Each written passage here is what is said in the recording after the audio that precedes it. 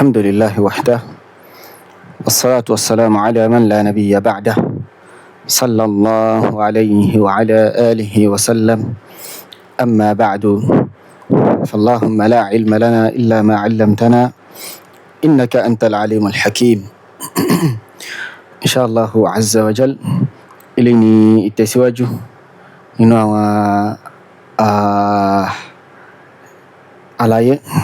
على إليتي أن شيله nípa gbólóhùn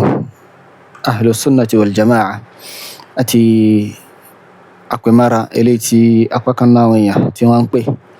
lórí pé Ibn Taymiyyah rahimahullahu ta'ala wọ́n sọ pé gbólóhùn yìí ó ṣe kí ni ó jẹ́ nǹkan tó pé ó ní itlaqun 'am wa itlaqun khas, sọ pé wọ́n máa lò fún ìtumọ̀ eléyìí tó fẹ́ tó kí gbogbo àwọn at-tawa'if náà ní máa wọnú rẹ̀, wọ́n á sì máa lò fún ìtumọ̀ eléyìí tí ó fún tó jẹ́ pé kìí ṣe gbogbo àwọn tawa'if iná ní máa wọnú rẹ̀, tó pé àwọn al-mukhtassuna bis-sunnati faqat hum alladhina yadkhuluna fiha aw fihi fi hadha al-itlaq. àti wá qaddama àwọn ọ̀rọ̀ Ibn Taymiyyah rahimahullah ta'ala lọ́kọ̀ jọ̀kan àti ma muradu Shaykh al-Islam rahimahullah ta'ala, àti pé in tí Ibn Taymiyyah sọ iná ni wọ́n sọ wípé ó sọ, iná ni àwọn èèyàn sọ pé ó sọ. ṣùgbọ́n ṣe pé Ibn Taymiyyah rahimahullah ta'ala ń kó tàwọn èèyàn kan, àwọn ìyá alátẹ̀yẹ lépo láwùjọ ẹnìkọ̀ọ̀kan tiwa náà, iná ni Ibn Taymiyyah rahimahullah ta'ala ni wọ́n kó tì. gẹ́bà náà ṣe máa sọ pé gẹ́bà àwọn alátalépo láwùjọ tiwa náà wọ́n ṣe máa pè àwọn náà tàbá yọ pé àtẹ̀blígì ní bọ̀ ìjọ ni wọ́n náà di tẹ̀blígì àti bẹ́ẹ̀ bẹ́ẹ̀ lọ, gẹ́gẹ́ bí wọ́n ṣe máa ń sọ. so bẹ́ẹ̀ náà ni irọ́ rẹ̀ eléyìí náà so bí ó ṣe rí náà nìyẹn. so lẹ́yìn náà a tún wá ṣe àrùdù ọ̀rọ̀ ẹlẹ́ẹ̀kejì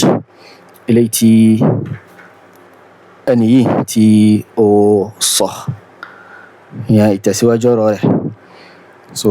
ọ̀rọ̀ kan náà ni ojú kan náà wọ́n ti sọ, ṣùgbọ́n ó jẹ́ nǹkan tó pé èmi gé sí ọ̀nà mélòó kan, so látara bí ó ṣe kí ni bí nǹkan yẹn bó ṣe wà sí, so àti èsì tí a fọ́ ní orí wọn. so bí ó ṣe rí náà ni eléyìí, kì í dẹ́ pé bóyá àwa gé àárín kan kúrò ń bẹ́ẹ̀ àbí nǹkan kan rárá. so bó ṣe tó tẹ̀léra wọn náà ni bó ṣe tó tẹ̀léra wọn. naam, so bismillah kí a gbọ́ ọ̀rọ̀ náà báyìí. ìlànà àti sọ pé gbọ́dọ̀ ahlu sunnati wal jama'a i'tibar méjì lónìí, i'tibar eléyìí tó fẹ́ tó kóòrò a sọ pé gbogbo jama'a náà wọ̀ bẹ̀ adájọ́ nìsín gbogbo ẹni tí wọ́n ti ń jẹ́ mùsùlùmí pẹ̀lú i'tibar ìdá alákọ̀ọ́kọ́ tó fẹ́ yẹn tó gbòòrò yẹn a sọ pé gbogbo pátá ahlu sunnati wal jama'a lópin ìgbà tí ọba ti jẹ́ Rāfidah tí ọ̀jẹ́ ṣíà ń dá sára yìí yẹn. ṣùgbọ́n tùmọ̀tọ́ a kìí ṣe gbogbo èèyàn yóò wọ̀ bẹ̀ pẹ̀lú tùmọ̀tọ́ a yẹn àníkò Sufiyya àníkò wọn ní ahlu sunnati wal jama'a, Ash'ari àníkò wọn ní ahlu sunnati wal jama'a tó yẹ káwọn èèyàn Allah nílẹ̀, Al-Jahmiyya àníkò wọn ní ahlu sunnati wal jama'a àti bẹ́ẹ̀ bẹ́ẹ̀ lọ, Al-Khawarij àníkò wọn ní ahlu sunnati wal jama'a. ẹni tó bá ní àwọn àkọ́yì eléyìí ta kàálẹ̀ yìí òun náà sọ yìí fọ́ wọnú tùmọ̀tọ́ a kìí ṣe gbogbo èèyàn lọ́wọ́ bẹ̀ eléyìí ta sára yìí. torí ẹ̀ka bá nàjú tó tíra a mọ̀ pé gbólóhùn ahlu sunna ọ̀fẹ́ kọjá ń tàn sọ ọ̀fẹ́ kọjá ń tó ṣe tí àwọn àpè lónìí. Al-Imam Ibn Taymiyyah rahimahullah ta'ala àwọn ni wọ́n sálà yọrọ̀. naam, so alhamdulillah ọ̀rọ̀ náà ni a ti gbọ́ pé kí ni pé n táwọn sọ òun lélẹ́yìí, sọ pé ìtọ́láàkù yìí àwọn ahlu sunna ti tàbí pé ahlu sunna gbogbo ẹni tó bá ti ń pèrè ní mùsùlùmí iná ló wọ bẹ̀, so pẹ̀lú al-itlaqu al-'am. bákan náà ìtọ́láàkù kejì òun pé kí ni àwọn ahlu sunna lásán iná ni ó wọ bẹ̀. so eléyìí ní sin ta ti ṣàlàyé nínú ìdánilẹ́kọ̀ọ́ tó rí kọjá ni tàbí ṣàlàyé bí nǹkan náà bó ṣe jẹ́ kalamun batil pẹ̀lú àwọn ọ̀rọ̀ Shaykhul Islam Ibn Taymiyyah rahimahullah ta'ala nafsuhu, pẹ̀lú kalamu Ibn Taymiyyah rahimahullah ta'ala fúnra rẹ̀. bákan náà pẹ̀lú al-lughatul arabiyyah náà pẹ̀lú muqtada al-lugha wa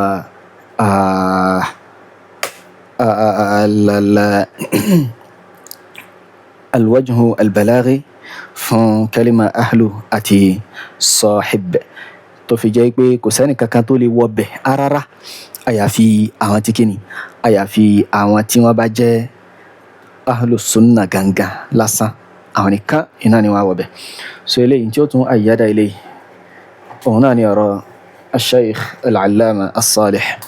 محمد ابن صالح العثيمين رحمه الله تعالى نينو شرح العقيدة الواسطية، شرح العقيدة الواسطية لشيخ الإسلام ابن تيمية رحمه الله تعالى، نينو طبعا دار ابن الجوزي ميبه تجا مجلد يكا تري ابن الجوزي ميوه تيكي مجلد مجني. So إليه مجلد يكا نبي ابن تيمية رحمه الله تعالى سقوي أما بعد فهذا اعتقاد الفرقة الناجية المنصورة إلى قيام الساعة أهل السنة والجماعة. الشيخ ابن عثيمين وسقوي أضافهم إلى السنة، أراد سقوي أهل السنة والجماعة أضافهم إلى السنة وفي سنة لأنهم متمسكون بها تربان وقبامو، والجماعة أكون جماعة لأنهم مجتمعون عليها تركوا وكجو لوريره وكجو لوريره. so wọ́n ṣàlàyé bó ni wọ́n ṣe jẹ́ jama'a, wọ́n ṣàlàyé rẹ̀, wọ́n sọ lọ́wọ́ gbẹ̀yìn wípé ìdán tó bá rí bẹ́ẹ̀ o fahum mujtami'una ala sunnah, wọ́n kójọ lórí sunna ni, fahum ahlu sunnati wal jama'a. so ahlu sunnati wal jama'a iná ni wọ́n. ìjà àwọn Asha'ira àwọn Maturidiyya àti bẹ́ẹ̀ bẹ́ẹ̀ lọ ṣé wọ́n jẹ́ mujtami'una ala sunnah. so eléyìí yóò tún máa bá tí mo ti ṣàlàyé síwájú, yóò tún máa bá mu nínú lugha arabiyya. so pé gbólóhùn yìí kò sẹ́nìkan tó lè bá mu àyàfi àwọn ahlu sunnati wal jama'a lásán bí ó ṣe rí nìyẹn. wọ́n ní kí wa ulima min kalami al-mu'allif, yóò tún máa jẹ́ mímọ̀ nínú ọ̀rọ̀ Ibn Taymiyyah rahimahullah annahu la yadkhulu fihim man khalafahum fi tariqatihim, pé kò sẹ́nìkan tó lè wàárín wọn ẹni tó bá yapa wọn lórí ìlànà wọn, ẹni pé kì í kò lázama tariq wọn. àti sọ síwájú wípé inú túmọ̀ sahib òun ni pé kí ni al-mulazimu. صاحب المذهب قال أصحابنا قال صاحبنا وهذا قول من قول أصحابنا أتبابيلو يعني بكين أمتي وانتلي إلى أن مذهب تي صاحب المذهب تطبق عليه أواني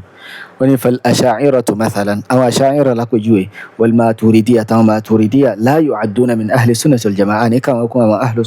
أهل السنة والجماعة في هذا الباب نبابي ونقول لأنهم مخالفون لما كان عليه النبي صلى الله عليه وسلم torí pé wọ́n yapa senti anabi sallallahu alaihi wasallam tó wà lórí rẹ̀ wa ashabuhu àti àwọn sahaba rẹ̀ fi ijra'i sifatillahi subhanahu wa ta'ala ala haqiqatiha, níbi mímú fífi àwọn ìròyìn Allah subhanahu wa ta'ala fífi wọn nílẹ̀ lórí pàápàá wọn. wa li hadha nítorí eléyìí yukhti'u man yaqul, ó ń ṣàṣìṣe ẹni tó ń sọ wípé inna ahla sunnati wal jama'ati thalatha, wípé àwọn ahlu sunna mẹ́ta ni wọ́n, salafiyuna wa ash'ariyuna wa maturidiyun, pé àwọn ni ash'ariyun salafiyun ash'ariyun maturidiyun. fahadha khata, afani khata lele mistake lele. نقول أما صفوا يبي كيف يكون الجميع أهل سنة بنو بموش جهل السنة وهم مختلفون تجاكم يا قارهم بنو جهل السنة، فماذا بعد الحق إلا الضلال كيلو توا لن يودو تجوانو نالا. وكيف يكونون أهل سنة وكل واحد يرد على الآخر بنو جهل السنة تجاكم وقالان يا راما ماتريدية أشعرية بيبلو وانشردوا فراما. هذا لا يمكن إليه possible إلا إذا أمكن الجمع بين الضدين àfi tó bá possible láti join nǹkan méjì papọ̀, ká pé nǹkan méjì tó tako ara wọn yìí ìkankan náà méjèèjì. فنعم so ìgbà yẹn lásán kébẹ̀ ni وإلا فلا وإلا tí ó bá wá possible láti join nǹkan méjì tó tako ara wọn láti join papọ̀, ó ní فلا شك أن أحدهم وحده هو صاحب السنة. àrípé gbólóhùn yẹn náà tún ní sheikh lè mú sọ síwájú mo ṣe máa ń lò nìyẹn, kò sí apá ń bẹ. so ó ní kò sí èméjì tó bá ti jẹ́ pé a lè ṣe jamu bayna diddayni àyàfi kó jẹ́ pé kí ni ìkànnù wọn ni ó jẹ́ sahibu sunna, ìkànnù àwọn mẹ́tẹ̀ẹ̀ta yìí ni ó jẹ́ sahibu sunna. ó ní famanhum taniwa ni wọn al-ash'ariyya أبي الماتريدية أبي السلفية، هي أشعرية يعني أبي ماتريدية أبي سلفية.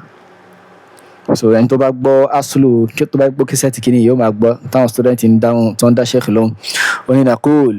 a máa sọ pé kí ni man wafaqa sunnah ẹni tó bá ṣe déédéé sunnah fa huwa sahibu sunnah òun ni oní sunnah wa man khalafa sunnah ẹni tó bá yapa sunnah fa laysa sahiba sunnatin kì í ṣe oní sunnah eléyìí ṣe déédéé tí sheikh Ali Ramli tí mo kà náà rọ̀ wọn síwájú. وني فنحن نقول أهو ما سيكون السلف هم أهل السنة والجماعة والسلف أهل السنة والجماعة ولا يصدق الوصف على غيرهم أبدا ìròyìn yìí kò lè lálàáfíà kò sì lè rinlẹ̀ fẹ́ni tó yàtọ̀ sí wọn rárá والكلمات تعتبر بمعانيها gbólóhùn sì ni a máa mú a máa gbọ́n wáyé pẹ̀lú àwọn túmọ̀ rẹ̀ ni a máa gbọ́ gbólóhùn yìí a máa sọ pé gbólóhùn yìí tó ń túmọ̀ sí ni pẹ̀lú àwọn túmọ̀ rẹ̀ náà ni. linanzur kayfa nusammi man khalafa sunnata ahla sunnah káwo bó láì fẹ́ pé ẹni tí ó yapa sunna ní ahlu sunnah bó láì pé ash'ari ní ahlu sunnah bó láì pé maturidi ní ahlu sunnah bó láì pé ikhwan ní ahlu sunnah àti bẹ́ẹ̀ bẹ́ẹ̀ lọ. لا يمكن أفاني كباسيبو وكيف يمكن أن نقول عن 3 طوائف مختلفة بولو يشي باسيبو كاسو nípa ikọ̀ mẹ́ta tí wọ́n yapa ara wọn wípé kíni innahum mujtami'un ní pé wọ́n tún kójọ wọ́n jọ wà papọ̀ ní bóòlù possible فأين الاجتماع ibo ni wọ́n ti kójọ bóòlù náà ṣe kójọ فأهل السنة والجماعة هم السلف معتقدا naam wọ́n ní àwọn ahlu sunna wọn ní salaf àwọn ni salaf pẹ̀lú àdìsọ́kàn hatta al-mutaakhir ila yawm al-qiyamah tí tó fi dórí ẹni tó bá jẹ́ mutaakhir gan tí tó fi di ọjọ́ al-qiyamah idha kana ala tariqati an-nabiy wa ashabihi tó bá wà lórí ìlànà anabi àtàwọn sahaba rẹ̀ fa huwa salafin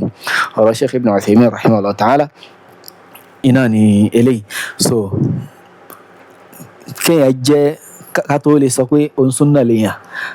ó gbọ́dọ̀ jẹ́ pé kí ni ó láàzámà súnà yẹn ó wà pẹ̀lú rẹ̀ ó ń rìn pẹ̀lú rẹ̀ mùkọ́rọ́bà yẹn ó gbọ́dọ̀ ṣe kí ni ó gbọ́dọ̀ wà dáadáa so bí eléyìí bó ṣe rí náà ni lẹ́yìn náà ni pé a ti ṣàlàyé kí ẹ bó ṣe wà náà rọ̀ Sheikh Islam Ibn Taymiyyah rahimahullah ta'ala wípé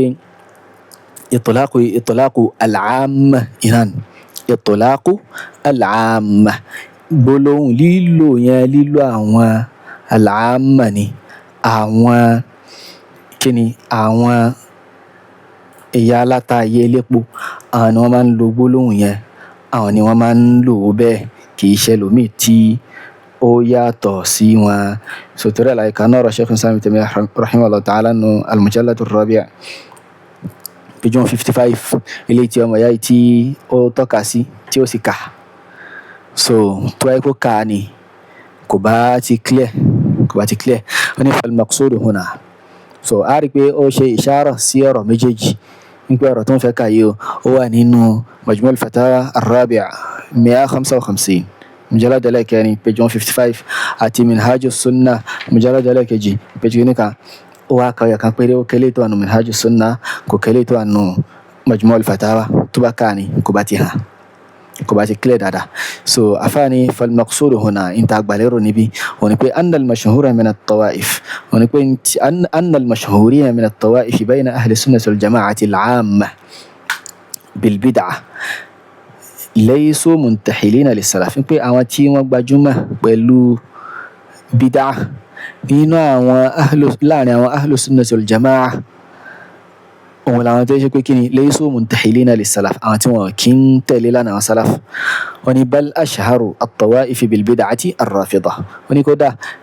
ikọ̀ tó fi ń gbajúmọ̀ jù pẹ̀lú bídà òun làwọn rafidah wọ́n ní hatta inna al-'ammata la ta'rifu min sha'a'ir al-bid'i illa ar-rafd tí ó fi jẹ́ pé àwọn awam àwọn ìyá alátayé lépo wọn ò mọ kankan náà àwọn àsíá inú àwọn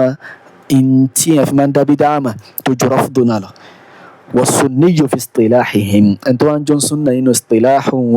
اصطلاح وعامة ولكن من لا يكون رافضيا انتو كنشي رافضي ولكن أوني سني نينو اصطلاح وسباكنا نينو منهاج السنة تيو ما يأي توكاسنا تيو كاديلة ونكبكيني وهذا الرافضي ابن تيمية نكبك لن يقبعتو سيبي وغير ذلك من الأصول المعروفة عند أهل الحديث والسنة وهذا الرافضي منشرات دفويني جعل أهل السنة بالاصطلاح الأول وشي أهل السنة ني àwọn in tó ń pè ní ahlu sunna ní istilahu aláwọ̀kọ́ yẹn, ìtumọ̀ aláwọ̀kọ́ yẹn al-amma yẹn, àfáàní wa huwa istilahu al-amma, istilahu àwọn kíni àwọn àwámù sí ni, kì í ṣe istilahu àwọn onímímà. Istilahu terminology àwọn amma ni, ìyẹn àwọn عوام الناس هنا إليه ليس كل من ليس برافضي أنت باكين رافضي لدى وقالوا أو عامي أو يلا تيلي بوي واسايكو كني هو من أهل السنة واسايكونا أهل السنة يناني ابن تيمية تصنع باراجراف التالي وإذا عرف أن مراده بأهل السنة تباتي بجمع تعتيري بينتي مصنفه tí mo ń ṣe rọ́dù fún ipò tó gbà lérò pẹ̀lú ahlu sunna, òun ló ń lo ahlu sunna tó ń gba gbogbo àwọn tọwá ìfúyọkùn lérò kì í ṣe Ibn Taymiyyah. Tó bá ti gbajúmọ̀ pé tí wọ́n gbà lérò pẹ̀lú ahlu sunna ni as-sunnatul amma, òun ni as-sunnatul amma, general sunna. So anna muradahu bi ahli sunna as-sunnatu al-amma. Tó bá ti rí pé in tó gbà lérò pẹ̀lú ahlu sunna ni àwọn as-sunnatu al-amma. So eléyìí tó kó gba àwọn èèyàn sínú. So eléyìí tí Ibn Taymiyyah rahimahullah ta'ala tó ń sọ iná ilé ó ń sọ̀rọ̀ yẹn kì í ṣe tó ń fi rinlẹ̀ wípé àwọn súnà ọwọ́ pín sí àmà khassa rárá, bí ṣe pé istilahu àwọn awam iná ni eléyìí, istilahu àwọn awam iná eléyìí. So bákan náà انصر نبومي نينو المجلد الثالث نو مجموع الفتاوى page 356 ومنهم ظهرت أمهات الزنادقة والنفاق. So لا وشيع يلا رافضة يعني وإجلا منافق لو تجاري كزندقة القرامطة الباطنية وأمثالهم. جابي شيء منافق تاع القرامطة الباطنية أتعطي القرامطة الباطنية أتنطو جماعة ولا ريب كسي مجي أنهم أبعد طوائف المبتدعة عن الكتاب والسنة. كسي مجي كي رافضي أواني وفين جنة سي سنة جو وفين جنة سي الكتابة سنة جو هنا وإقام البدع. ولهذا وانتو لليه كانوا هم المشهورين عند العامة بالمخالفة للسنة. لو في جابوا من وقع جمع لدى عوام الناس لدى ويالا تايليبو pẹ̀lú ìyapa súnà. Ó ní fajumhurul amma, ọ̀pọ̀lọpọ̀ àwọn ìyá látàyè lépo ní la ta'rifu didda sunni illa ar-rafidi, wọn kì í mọ ìdàkejì sunni tó ju rafidi lọ. fa idha qala ahadum, tí kan náà ammatun nas awamun nas tó bá fi lè sọ pé ana sunni ni mí, fa inna ma ma'nahu lastu rafidiyya, ìtumọ̀ tó ń sọ ni pé mi ò kí ń ṣe rafidi, ìtumọ̀ tó ń sọ ni pé mi ò kí ń ṣe rafidi ń tèmi o. So ntí ó ń sọ iná ni eléyìí tí Ibn Taymiyyah rahimahullah ta'ala tí wọ́n sọ iná ni. So lẹ́yìn náà ọmọ yẹn wá gbogbo nǹkan pé tabanajú tó tíra a mọ̀ pé gbólóhùn ahlu sunna ó fẹ́ kọjá ń tà ń sọ àti najú tó tíra. Alhamdulillah, eléyìí la fakhra, kì í ṣe ti ẹ̀gàn àbí ti ìgbéra ẹni ga rárá, àti kó gbogbo ẹ̀ wá ntí ẹ̀yin ò kó wá tẹ́ fi kalẹ̀ yálà látara àìmánì tàbí látara pé a fẹ́ fọ́ bo òdodo lójú. Allahu a'lam. So òun lélẹ́yìí báyìí nísìnyí gbólóhùn ahlu sunna nìkan náà ni ká gbé látòrí lugha tí dórí àwọn ulama as-salaf ntí tẹ́ pé istalahu alayhi tí ẹnu wọn kò lè lórí wọ́n ṣe máa ń lo kẹ́límà ahlu sunna wọn kì í lò jù báyìí náà lọ. Ẹ sì lè rí ìyàn kan nínú àwọn tí wọ́n ti rí kọjá kọ́ wá máa sọ irú nǹkan tí Ibn Taymiyyah ń sọ yẹn, ẹ lè rí. So bákan náà tí wọ́n á ní pé Ibn Taymiyyah tó wá fi nǹkan yẹn rinlẹ̀ wọ́n ń kó tàwọn kan ni. So tírà yẹn gbọ́dọ̀ ṣọ́ra dáadáa tí ẹ bá fẹ́ máa mọ́ ọ̀rọ̀ nínú tírà Ibn Taymiyyah rahimahullah ta'ala, èèyàn gbọ́dọ̀ ka nǹkan yẹn, èèyàn gbọ́dọ̀ ka dáadáa látòkè ìdílẹ̀ bí ó ṣe rí iná ni. So lẹ́yìn náà a wá ṣe ardu المقطع الثالث. So a play ọ̀rọ̀ ẹlẹ́kẹta, a play fún wa inshallah ta'ala nílé tó tẹ̀lé eléyìí gangan, ní tó tẹ̀lé eléyìí. Torí àtẹ́lẹ̀ ìbáyé wa, òun ni tí Fadilatul Mufti ń sàlàyé fún wa, wípé tẹ́ bá ṣàkíyèsí láti pé lásìkò táwà wàhálà kan ṣẹlẹ̀ tara àwọn ẹni tó ṣe pé wọ́n bá wọn sàhábà Nabi Muhammad sallallahu alaihi wasallam ẹgbẹ́ tẹ́lá sàkéèsì àti Sufi àti Ash'ari gbogbo abátá ni wọ́n jáde adẹ́gbẹ́ i'tibar lè tí gbogbo wọn jáde yẹn látọ̀ ní ahlus sunnati wal jama'ah ṣùgbọ́n i'tibar khas nítorí wọn bẹ́ẹ̀ ní tàn sálàyé rẹ̀. Naam, alhamdulillah, òun ni àná àti gbà yìí Kamil àti gbà yìí pé ní tí mufti ń ṣàlàyé yẹn mufti wọn ní ìlú Ògbómọ̀ṣọ́ ní tí wọ́n pè ní Dr. Muhyiddin pé àwọn náà sọ̀rọ̀ yẹn wọ́n fi ọ̀rọ̀ yẹn rinlẹ̀ ní tí ẹni yìí sọ níbi tí ó ti kọ́kọ́ sọ pé wọ́n sọ pé a rí i pé lásìkò báyìí nísìnyí àwọn yẹn ń bú àwọn sàhábà wọ́n ń ṣe ogbẹ̀ láwọn dẹ̀dẹ̀wù rẹ̀ wọ́n ń bú àwọn sàhábà gbogbo àwọn yẹn ló wá jáde pé bí i'tibar eléyìí o bí wọ́n ṣe jáde yẹn a sọ pé kíni a sọ pé ahlus sunnah wal jama'ah ni wọ́n Allahu akbar Ibn Taymiyyah sọ ilé ara Ibn Taymiyyah kò sọ ilé ara tọ́ so eléyìí ni mi máa gbé ọ̀rọ̀ Sheikhul Islam Ibn Taymiyyah rahimahullah ta'ala lẹ́yìn tí kẹ́ máa yí sí inti o sọ rárá iná ni tahrif iná lélẹ̀ tahrif iná ni so káwo inti Sheikhul Islam Ibn Taymiyyah rahimahullah ta'ala tí wọ́n sọ káwo ní inú bayanu talbisi al-jahmiyyah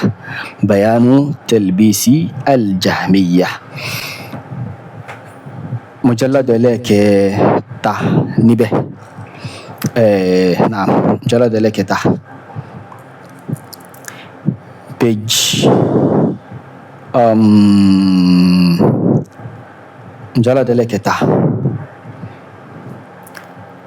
naam page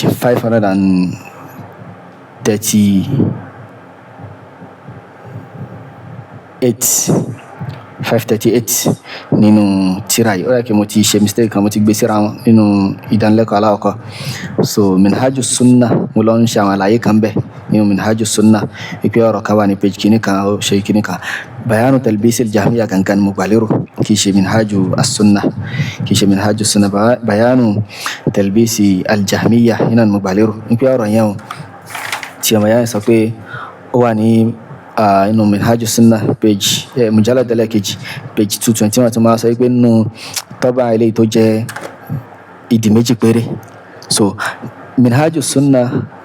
òun kọ́ nìyẹn bayanu talbisil jahmiya iná ilé kó máa jẹ́ àtúnṣe fún n tó ti fọ́ọ̀lù sínú alákọ̀ọ́kọ́ yẹn so bayanu talbisil jahmiya lélẹ́yìí tó pé wọ́n ṣe ní tó fọ́ọ̀lù sí ìdí méjì pẹ̀lú jamu àti tahqiqu Sheikh Abdurrahman Al-Qasim rahimahullah ta'ala so ìkan wà tẹ́ pé ó fọ́ọ̀lù sí ìdí méjì inú eléyìí tó jẹ́ ìdí méjì yẹn a bá ọ̀rọ̀ yìí a bá ní mujallad ẹlẹ́kejì page 78 ṣùgbọ́n bí eléyìí tó gùn yìí tó jẹ́ mujallad mẹ́wàá ìyẹn bayan talbisil jahmiya mujallad mẹ́wàá yìí a bá ní mujallad ẹlẹ́kẹta ọ̀rọ̀ yìí a bá ní mujallad ẹlẹ́kẹta so page 538 so ó gùn jù bẹ́ẹ̀ lọ irun ta ti sọ síwájú nínú ìdánilẹ́kọ̀ọ́ aláwọ̀kan yẹn náà ni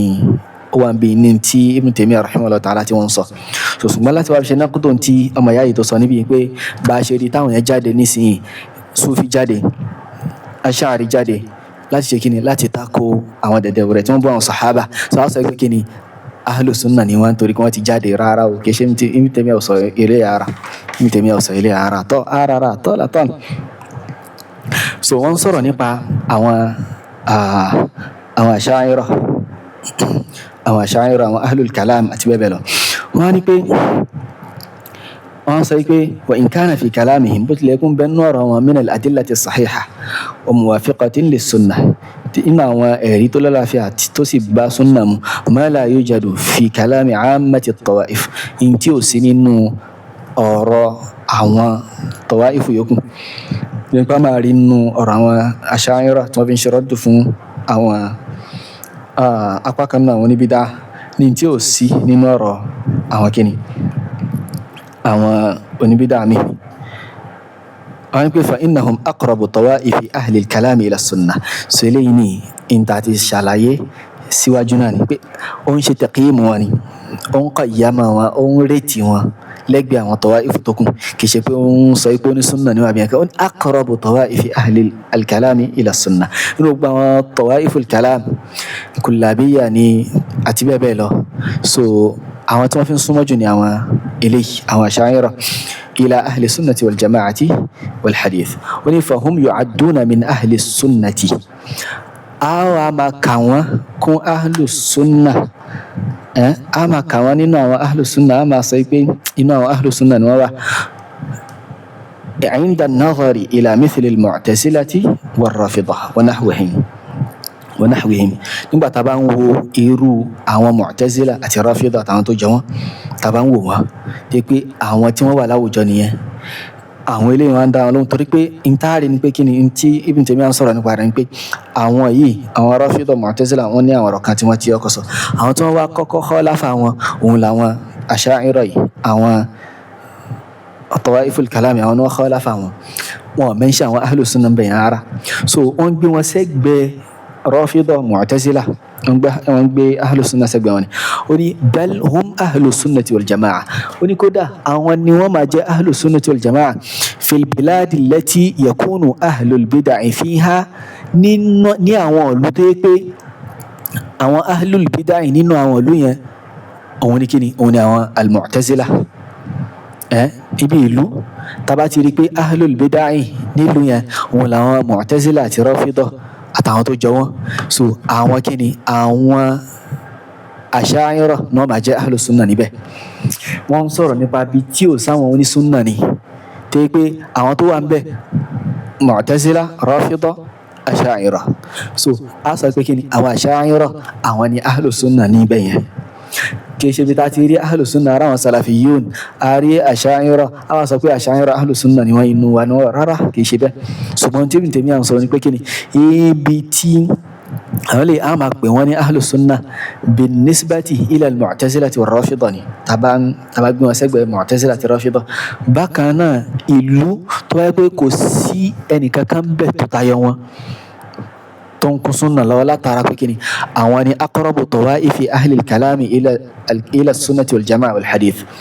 so gẹ́gẹ́ bá ìṣàlàyé nù ìdánilẹ́kọ̀ọ́ ilé tó síwájú náà wá pé kíni bó ṣe ń kọ́ ìyá wọn yẹn ó ń ṣàlàyé tó ń ti pé òfin ọ̀nà ẹ̀lẹ́kùn bídà ni wọ́n sọ wọ́n kàn gírèdì wọn wípé èwo ni wọn ló súnmọ́ súnà jù ìyìn tó ń ṣe láàrin yìí náà lélẹ̀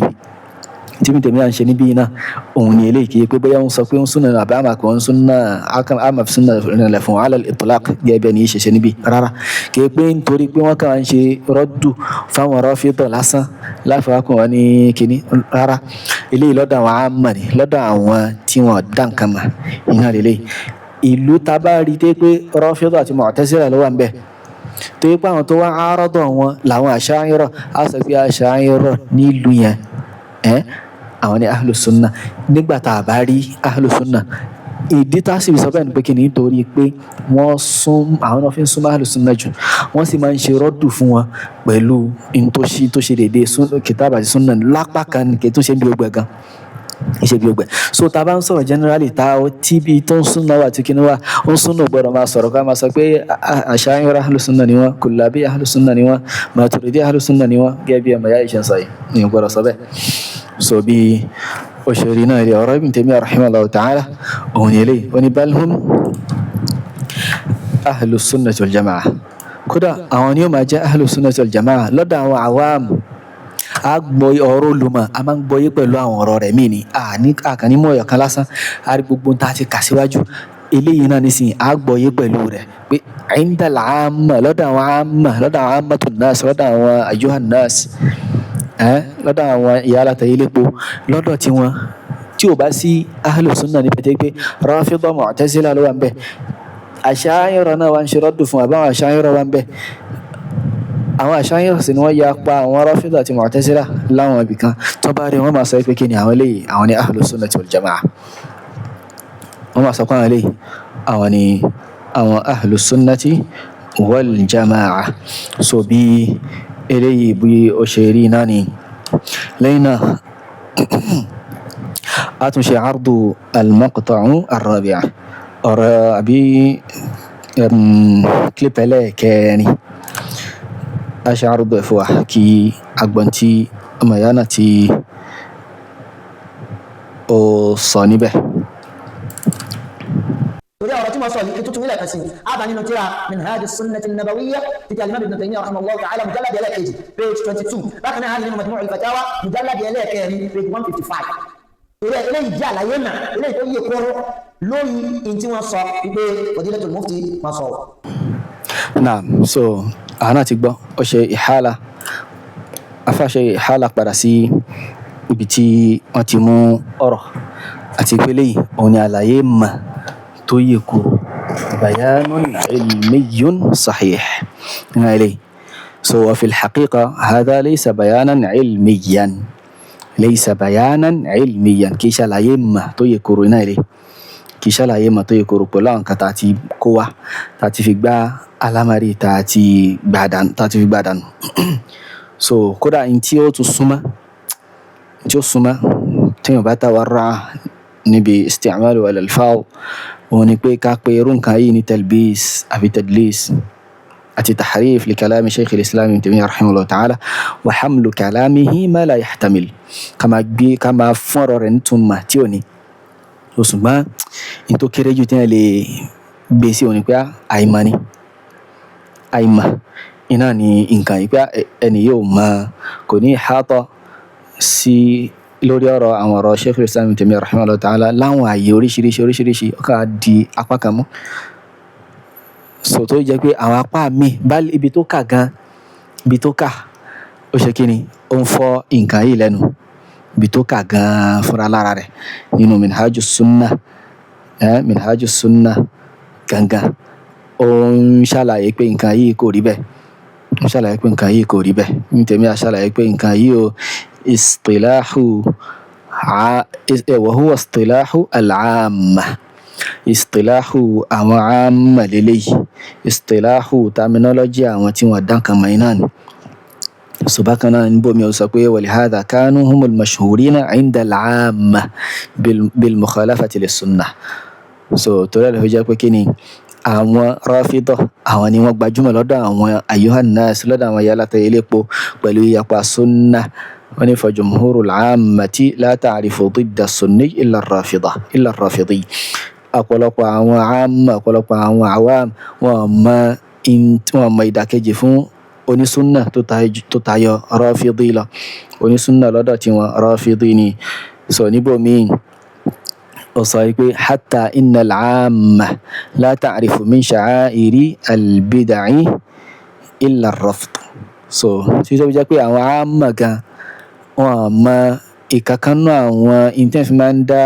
bídáàmà tó ju kéèyàn ní rafdu lára lọ kéèyàn jẹ́ rafidi la. ó ní was-sunniyyu fi istilahihim ẹni tó sì jẹ́ sunni nínú istilahu wọn nínú istilahu al-amma yìí òun ni man la yakunu rafidiyyan òun lẹni tí ó bá kí n ṣe rafidi lọ́dọ̀ tiwọn ẹni tí ó kí n ṣe rafidi lọ́dọ̀ wọn òun ni kí ni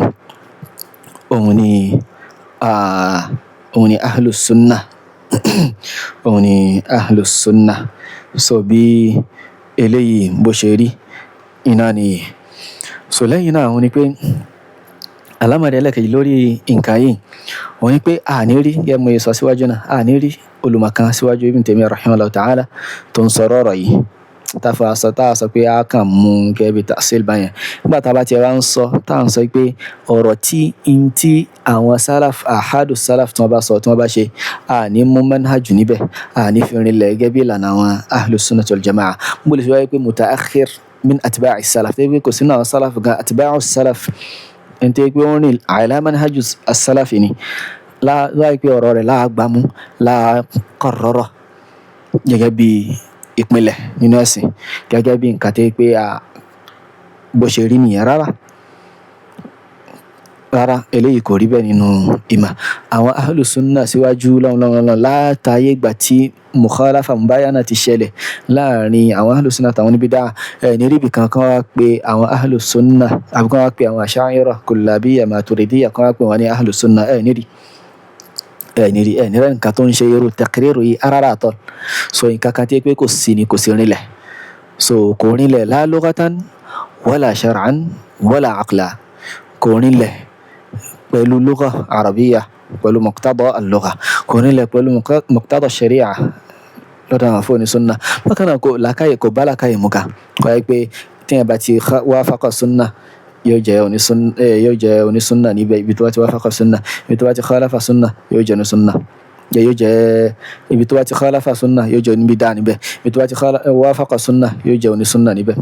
ايش هذا so eléyìí nǹkan tí ò sí náà nǹkan tí ò sí rinlẹ̀ iná ni eléyìí lẹ́yìn náà a ti sọ fún wa wípé ọ̀rọ̀ Sheikhul Islam Taymiyya rahimahullah ta'ala yuhmalu ala at-taqyim al-'am yuhmalu ala at-taqyim al-'am so ibi a ti mú ọ̀rọ̀ Sheikh Ali Ar-Ramli wá síwájú a ti mú ọ̀rọ̀ الشيخ علي الرملي وسواجه مأمور شيخنا أبو حازم محمد بن حسن القاهري حفظه الله تعالى مامواني أغماني لوري بوينتي كان إنه تيرا الأجوبة المفيدة عن أسئلة المناهج الجديدة تي الشيخ العلامة صالح بن فوزان الفوزان حفظه الله تعالى so إبيري number 42 níbẹ̀ number 42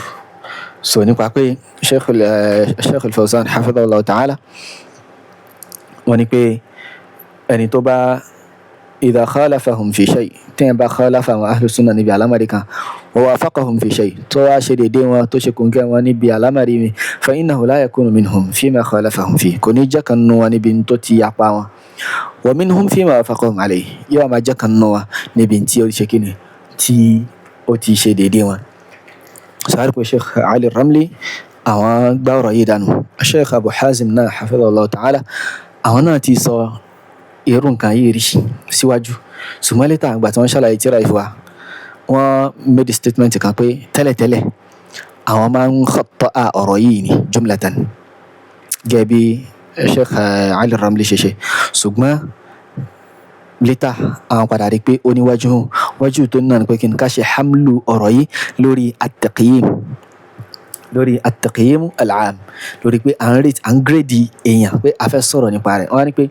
hadhihi al-ibara ọ̀rọ̀ yìí tí sheikh sọ yìí tuhmalu ala at-taqyim al-'am a máa ń gbé lórí general grading ni a gbé lórí general grading pé a fẹ́ gírèdì èèyàn pé ok ahlu sunna àbí asha'ira gẹ́gẹ́ bí Ibn Taymiyyah bóyá pọ̀ náà rọ̀ Ibn Taymiyyah pé wọ́n wafaqa ahlu sunna àbáwọn náà wọ́n fi ń súnmọ́ ahlu sunna jù so eléyìí gẹ́gẹ́ mo sọ síwájú at-taqyim yìí náà ni wọ́n ń qayyama wọn wọ́n ń gírèdì wọn yìí náà ni wọ́n ń rètí wọn wọ́n ní bima'na annaka idha aradta an tuqayyima shay'an so ìtumọ̀ rẹ̀ ni pé tó bá fẹ́ qayyama nǹkan tó bá fẹ́ gírèdì nǹkan min jami'i jawanibihi láti ó fẹ́ ṣe general grading ó fẹ́ rètí ẹ̀ pẹ̀lú gbogbo ntí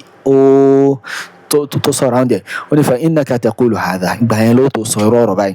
wọ́n ní idha aradta an tanzura ila halihi umuman tó bá fẹ́ wo ìṣesí rẹ̀ generally huwa wafaqa fi shay wa khalafa fi shay ó ṣe dédé ahlu sunna níbi nǹkan ó sì yapa wọn bí nǹkan fa huwa musibun fima wafaqa á sọ pé kíni ó correct níbi tó ti wafaqa wa mukhti'un fima khalaf fihi ó sì jẹ́ aláṣiṣe níbi tó fi khalafa fa hadha hukmun 'am eléyìí ìdájọ́ general ni ìdájọ́ gbogbo tá a fẹ́ gbé ìdájọ́ lórí jama'a kan báyìí ṣe iná eléyìí wa taqyimun 'am so general grade iná eléyìí wa laysa 'ala sabil al-hukmi 'ala ash-shakhs aw at-tawa'if eléyìí ò sí lórí pé à ń gbé ìdájọ́ lórí èèyàn kan àbí ìjọ kan kì í ṣe ìhun lélẹ́yìí wọ́n ní wa amma fi sabil al-hukm ṣùgbọ́n tá a bá fẹ́ gbé dájọ́ 'ala ash-shakhs aw at-ta'ifa lórí èèyàn kan àbí ikọ̀ kan falaysa 'indana illa sunniyyun wa mubtadi' kò sí lọ́dọ̀ wa in tó tayọ sunni àti mubtadi' imma kí wọ́n jẹ́ sunni tàbí kó jẹ́ mubtadi' kò sí nǹkan mi láàrin méjèèjì laysa hunaka qismun thalith kò sí ìpín ẹlẹ́kẹta wala yakunu ar-rajulu sunniyan mubtadi'a ọkùnrin èèyàn ò sì lè jẹ́ sunni mubtadi'a kò lè jẹ́ sunni bid'i kò lè jẹ́ sunna bid'a lẹ́kànnà wala yakunu ar-rajulu sunniyan fima wafaqa fihi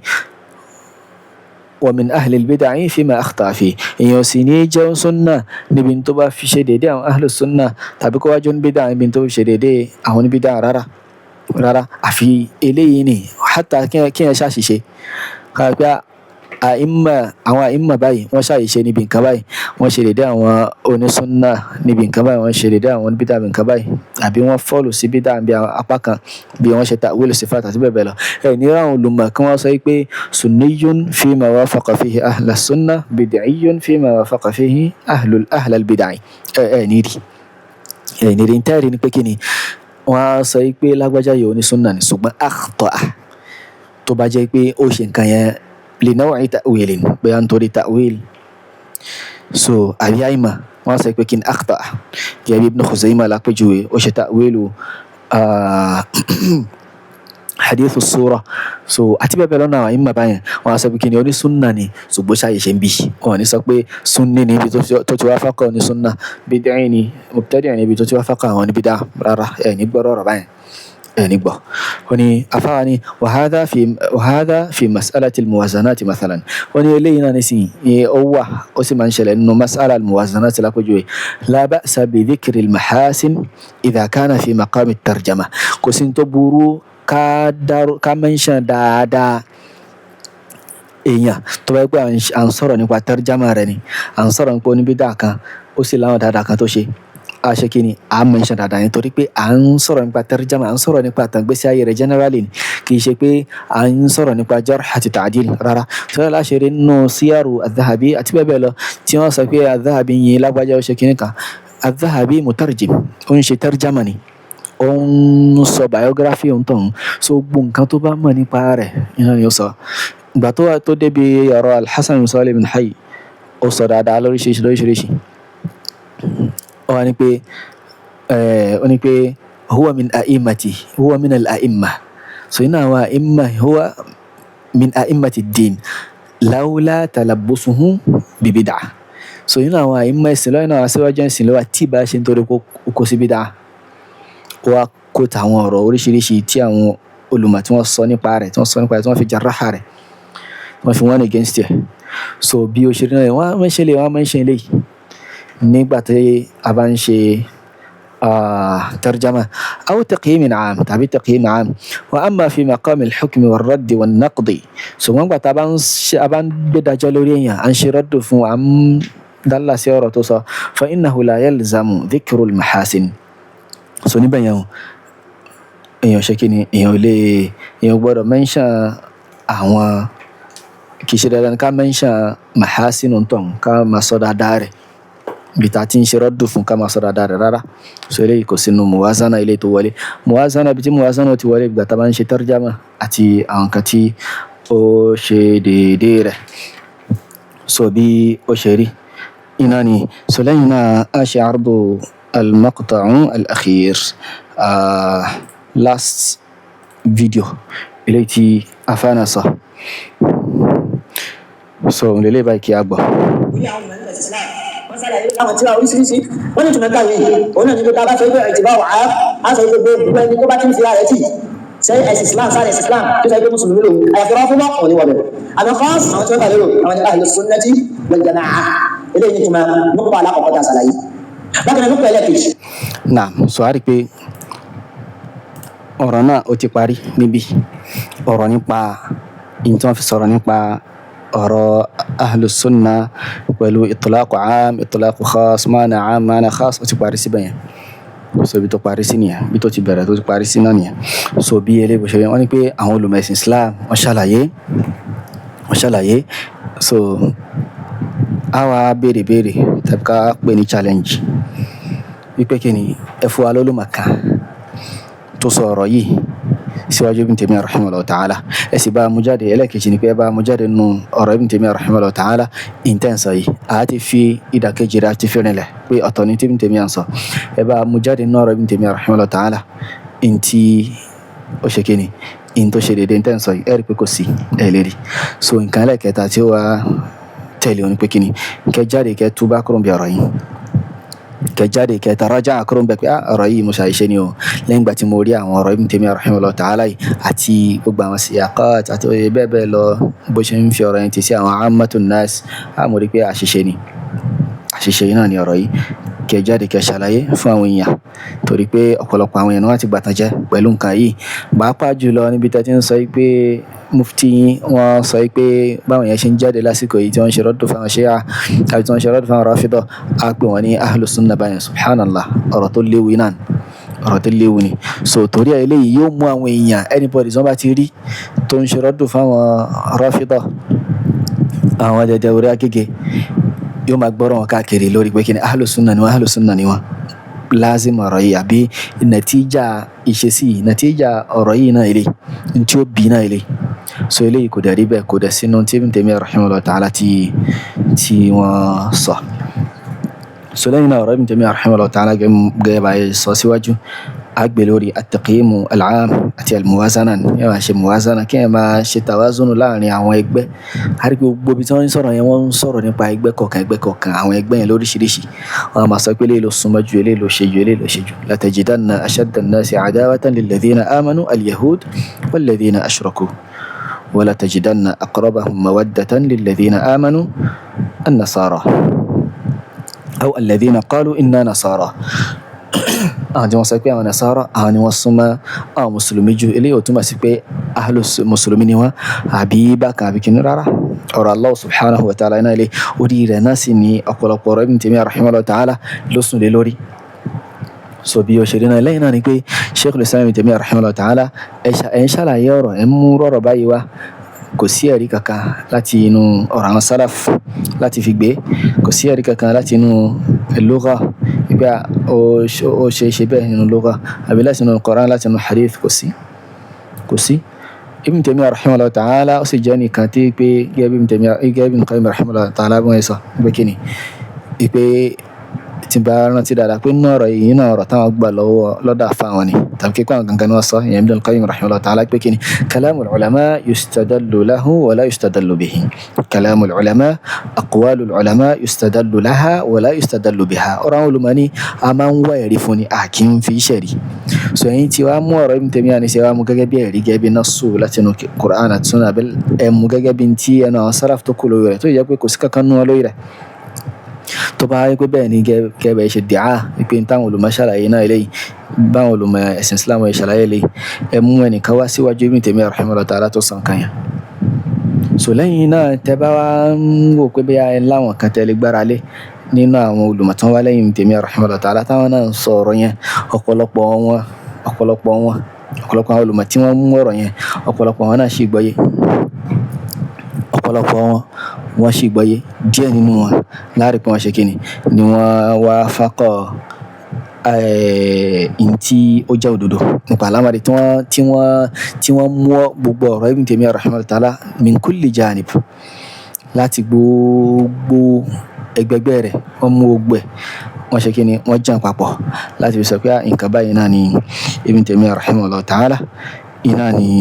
ó ń sọ kì í ṣe nǹkan míì tí àwa tí a gbà lérò àbí tí à ń lérò sọ bí eléyìí bó ṣe rí iná ni bí eléyìí bó ṣe rí iná ni so kò sí nǹkankan ju pé kí a padà síbi òdodo lọ ká padà síbi òdodo eléyìí tí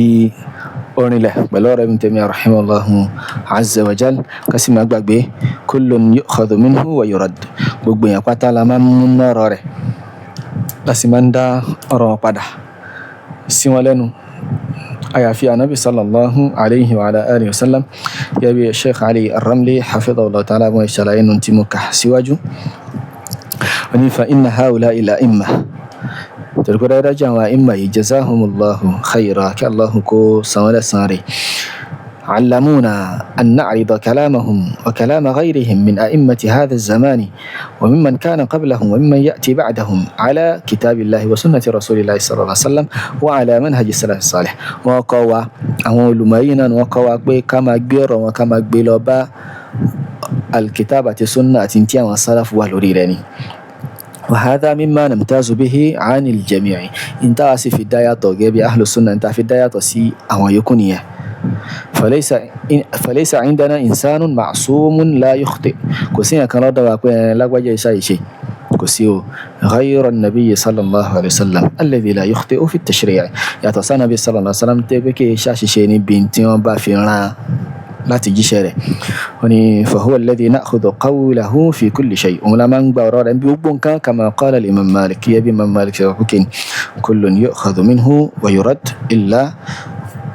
صاحب هذا القبر، وأشار إلى قبر النبي صلى الله عليه وعلى آله وسلم. باتوا أكبر تيكوت تواكب شيري غانيا لا ترى متمية أكبر سوري الكتابة السنة أكبر سوري اللغة العربية كلها لا فيها أتوا أكبر سوري إنتان وصلف والويرة كلها لا فيها أكبر سوري القرآن كلها لا فيها أكبر سوري أورب متمية غنفرة أورب متمية غنفرة أفي ما كلها لا فيها inti tẹ́yìn gbọ́ inú ọ̀rọ̀ Ibn Taymiyyah bó ṣe rí náà kan nìyẹn. So bí ọ̀rọ̀ ṣe rí náà ilé, so torí ẹ̀ tàbá lọ wo tírà kan yóò wù mí láti ṣe ìṣàrọ̀ lọ síbi tírà kan so tí ó ṣàlàyé apá kan náà kan tí mo sọ yìí náà. So ترى تيوركورنجة تأكيد المسلمات السلفية في نقض الفتاوى الجماعية بأن الأشاعرة من الفرقة المرضية. تبواترنا تأكيد المسلمات السلفية في نقض الفتوى الجماعية بأن الأشاعرة من الفرقة المرضية. تبواترنا انتو كترنا الشيخ عبد العزيز بن ريس آل ريس àwọn ni wọ́n kọ. Tàbá lọ wò nínú page